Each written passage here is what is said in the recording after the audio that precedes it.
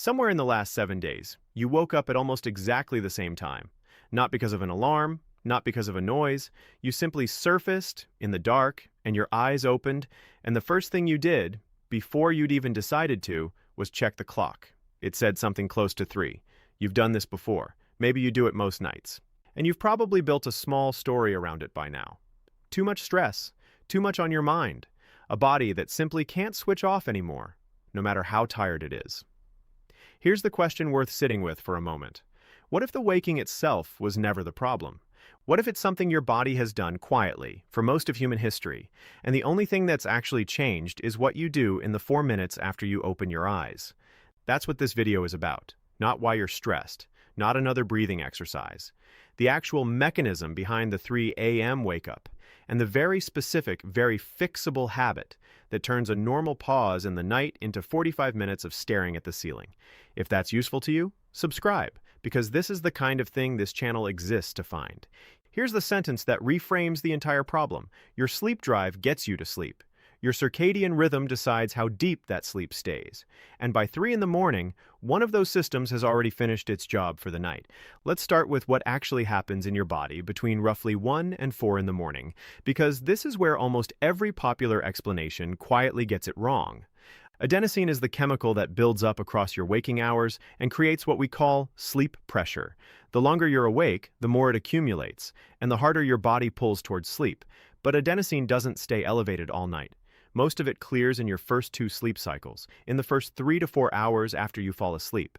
By 1 or 2 in the morning, that pressure has already done the bulk of its work. So what's holding the rest of your night together once sleep pressure has faded?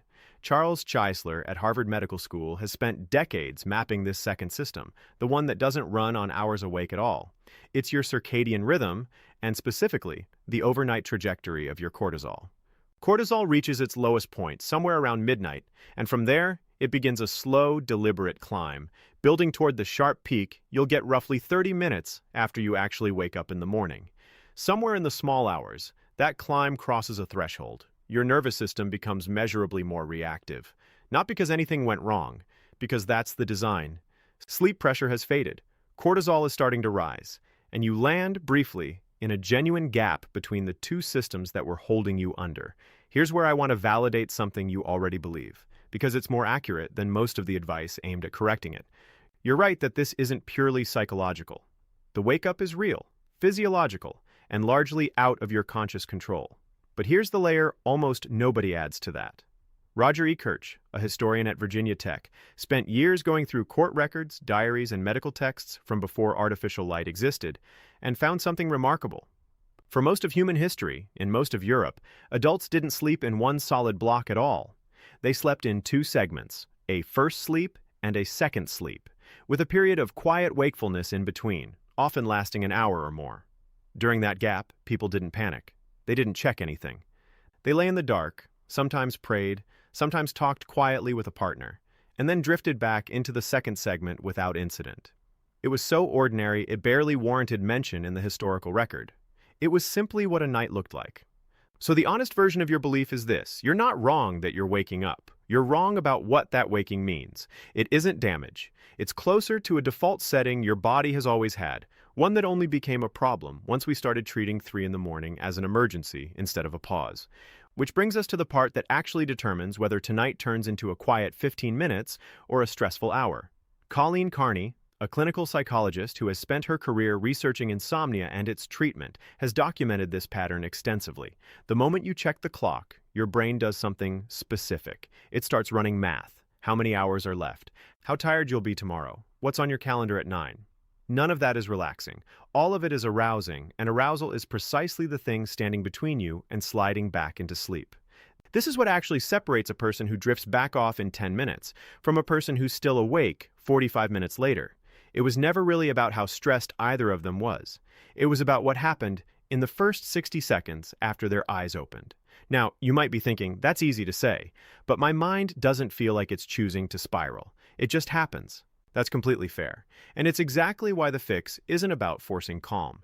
It's about removing the specific triggers that turn a normal pause into a spiral before your thinking mind even gets involved. Step 1. Do not check the time. Turn your phone face down. Or better, leave it in another room entirely. The clock is the single most reliable trigger for the math and worry response Carney's research describes, and removing it removes the trigger, not just the symptom. Step 2. Stay in bed, in the dark, for the first 20 minutes. Not gritting your teeth, not trying to force sleep. Simply lying still, eyes closed.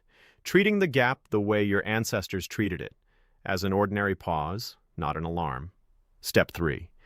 If 20 minutes pass and you're still clearly awake, get up and go to a different room. Keep the lights dim and warm, never the overhead light, never a screen.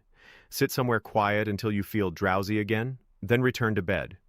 This single behavior, leaving the bed once wakefulness has become alert rather than drowsy, is one of the most well-supported techniques in the treatment of chronic insomnia because it stops your brain from associating the bed itself with the frustration of being awake. Step 4. If your mind is generating a genuine to-do list rather than just background noise, keep a notepad by the bed and write down the single thought in 3 or 4 words. Not to solve it, just to release your working memory from holding onto it until morning. Step 5. Whatever time you woke, notice it without checking a clock face directly if you can help it. Robert Sapolsky, who has spent much of his career studying the physiology of stress at Stanford, has shown that the perception of a stressor often does more physiological damage than the stressor itself. The wake-up was never dangerous. Your relationship to it is what determines whether your body treats it as one. Here's a way to picture what's actually happening, because it isn't really about sleep at all. Think about a river that passes through a lock system. For most of its course, the water moves steadily, using its own momentum, exactly like your sleep pressure carrying you through the first few hours of the night. But at certain points, the river hits a gate, a brief engineered pause where the water levels equalize before continuing on. If you didn't understand what a lock was, you might watch the water slow and assume something had gone wrong, that the river had stopped, that it needed help. But the pause isn't a malfunction. It's part of how the system was built to work. The water isn't stuck. It's simply between 2 stages of its own design. And if you leave it alone, it continues exactly as it was always going to. Your 3 a.m. wake-up is the lock, not the leak. The river was never broken. It was only ever paused. So here's where that leaves you, in 5 steps you can actually use tonight. Don't check the time. Stay still in the dark for 20 minutes. If you're still alert after that, get up into dim, warm light until drowsiness returns. Write down anything your mind won't release, and notice the wake-up itself without treating it as evidence that something's wrong. If you want this built into a complete nightly system, rather than 5 things to remember in the middle of the night, that's exactly what the 15-minute sleep shift was designed for, and you'll find it at 15minutesleepshift.com. You woke up at almost exactly the same time again last night, only now you know what that actually was. Not a malfunction, not proof that something in you is broken. A lock in the river, doing precisely what it was always built to do, waiting only for you to stop reaching for the clock.